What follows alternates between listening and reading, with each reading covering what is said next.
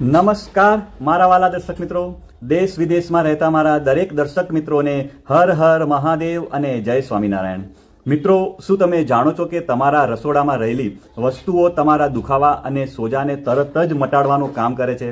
હા મિત્રો, હાડકાનો દુખાવો હોય, સાંધાનો દુખાવો હોય, સ્નાયુનો દુખાવો હોય અને સ્નાયુઓમાં દુખાવો હોય અને સોજો જે તમને ઇન્જરીના લીધે થયો હોય, મસલ સ્ટ્રેઇનના લીધે થયો હોય અથવા આર્થરાઇટિસ એટલે કે વાના લીધે થયો હોય અથવા સાંધાને ઘસાવાથી થયો હોય, જે તમારી રોજની એક્ટિવિટીને ખૂબ જ ખરાબ રીતે અફેક્ટ કરે છે મિત્રો। પરંતુ કુદરતે આપણને ઘણા બધા ઉપાયો આપેલા જ છે જે અસરકારક છે અને સંપૂર્ણ રીતે સાઇડ ઇફેક્ટ ફ્રી પણ છે। તો આજના વિડીયોમાં હું તમને 3 ઘરગથ્થુ ઉપાયો બતાવવાનો છું, જેમાં તમે તમારા રસોડામાં રહેલી વસ્તુઓનો ઉપયોગ કરીને મટાડી શકો છો। જેવી કે હળદરનો તમે ઉપયોગ કરી શકો છો, તમે આદુ, સિંધા, નમક અને અલગ અલગ તેલ, એ બધાનો કેવી રીતે ઉપયોગ કરવો અને એનો ઉપયોગ કરીને તમે તમારા દુખાવાને મિનિટોની અંદર દૂર કરી શકો છો। અને આ ત્રણેય ઘરગથ્થુ ઉપાય ખૂબ જ ઇફેક્ટિવ છે, કારણ કે તેમાં એન્ટી ઇન્ફ્લામેટરી પ્રોપર્ટી હોય છે, જે નેચરલી એટલે કે કુદરતી રીતે તમારા શરીરના ઇન્ફ્લામેશનને ઓછું કરવાનું કામ કરે છે અને સાથે સાથે જે દુખાવાના સિગ્નલ હોય છે એને પણ ઓછું કરવાનું કામ કરે છે, જેથી દુખાવામાં તમને જલ્દી આરામ મળે છે। અને આ ઉપાયો એકદમ સસ્તા છે અને તેને તમે ઘરમાં એકદમ સરળતાથી બનાવી શકો છો અને તમે ઇન્સ્ટન્ટ રિલીફ એટલે કે ઝડપથી આરામ માટે પણ તમે એનો ઉપયોગ કરી શકો છો। મિત્રો, જો તમે તમારા દુખાવાને કુદરતી રીતે મટાડવા માગો છો તો આ વિડીયો તમારા માટે ખૂબ જ ઉપયોગી બની શકશે, તેથી તમે આ વિડીયોને છેલ્લે સુધી જોજો। મિત્રો, પહેલો ઉપાય જે તમારે કરવાનો છે એની અંદર તમારે આદુ અને નીલગિરીનું તેલ એટલે કે યુકેલિપ્ટસ ઓઇલનો ઉપયોગ કરવાનો છે। મિત્રો, વાત કરું તો આદુ અને નીલગિરીનું તેલ તમને તમારા કિચનમાં અથવા નજીકની કોઈ પણ દુકાનમાંથી તમને સરળતાથી મળી જશે। મિત્રો, આદુ વિશે વાત કરીએ તો તેની અંદર એન્ટી ઇન્ફ્લામેટરી કમ્પાઉન્ડ હોય છે, જેવા કે જિંજેરોલ અને શેગોલ્સ, જે પેઇન અને સોજાને ઓછું કરવાનું કામ કરે છે। અને બીજી બાજુ વાત કરીએ તો નીલગિરીનું તેલમાં પણ પાવરફુલ એન્ટી ઇન્ફ્લામેટરી પ્રોપર્ટી હોય છે, જે દુખાવાને તરત જ ઓછું કરવામાં મદદ કરે છે। મિત્રો, આ ઘરગથ્થુ ઉપાયને તૈયાર કરવા માટે તમારે એક વાસણમાં પાણીને ગરમ કરવાનું છે અને તેમાં તમારે એક નાનો આદુનો ટુકડો છીણીને તમારે એ પાણીમાં નાખવાનું છે અને એ પાણીને થોડી વાર ફરીથી તમારે થોડું એને ગરમ કરવાનું છે। ગરમ થઈ જાય પછી તેને તમારે ગેસ ઉપરથી નીચે ઉતારી લેવાનું છે અને તેની અંદર તમે 3 થી 5 ટીપા યુકેલિપ્ટસ ઓઇલ એટલે કે નીલગિરીના તેલના તમારે અંદર ઉમેરી દેવાના છે।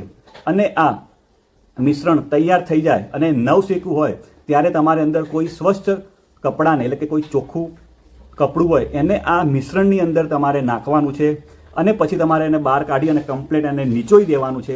અને જે જગ્યા ઉપર દુખાવો થતો હોય એ દુખાવા ઉપર તમારે કપડાથી એને શેક કરવાનો છે।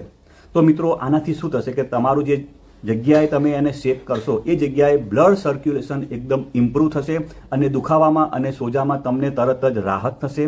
અને મિત્રો, જો તમે આનો લાંબો સમય ઉપયોગ કરશો તો હાડકાના દુખાવા, સાંધાના દુખાવા હોય તો એની અંદર તમને સારું એવું પરિણામ મળશે। મિત્રો, બીજા નંબરની ઘરગથ્થુ ઉપાય વિશે વાત કરતા પહેલાં જો તમને મારો વિડીયો સારો લાગતો હોય તો અત્યારે જ એક લાઇક આપી દો। મિત્રો, જે બીજા નંબરના ઉપાયમાં આપણે 2 વસ્તુ લેવાની છે, જેમાં તમે એક વસ્તુ છે હળદર અને બીજી વસ્તુ છે ગરમ તેલ। મિત્રો, વાત કરું તો હળદરની અંદર એન્ટી ઇન્ફ્લામેટરી અને હિલિંગ પ્રોપર્ટી હોય છે અને હળદરમાં એક તત્વ હોય છે જેનું નામ છે કર્ક્યુમિન, જે તમારા શરીરમાં ઇન્ફ્લામેશનને કુદરતી રીતે દૂર કરવાનું કામ કરે છે અને પેઇનમાં તમને રાહત આપવાનું કામ કરે છે, જેનો ઉપયોગ તમે એટલે કે આર્થરાઇટિસ હોય, મસલ પેઇન હોય એને ઘટાડવામાં તમે એનો ઉપયોગ કરી શકો છો। મિત્રો, હવે તમારે આ ઘરગથ્થુ ઉપાયને બનાવવા માટે તમારે 1 ચમચીથી 2 ચમચી હળદરની જરૂર પડશે અને થોડું ગરમ તેલની પણ તમારે એની જરૂર પડશે।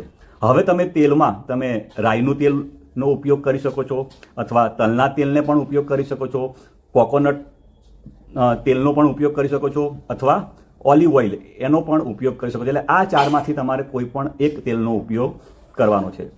હવે બનાવવાની રીત ખાસ સમજી લેજો મિત્રો। તમારે એક નાની વાટકી લેવાની છે, એની અંદર તમારે 2 થી 3 ચમચી જેટલી હળદર નાખવાની છે. પછી તમે જે 4 તેલ કીધા એમાંથી કોઈ પણ એક તેલ તમારે 2 થી 3 ચમચી જેટલું તેલ લેવાનું છે અને એ તેલને થોડું ગરમ કરવાનું છે.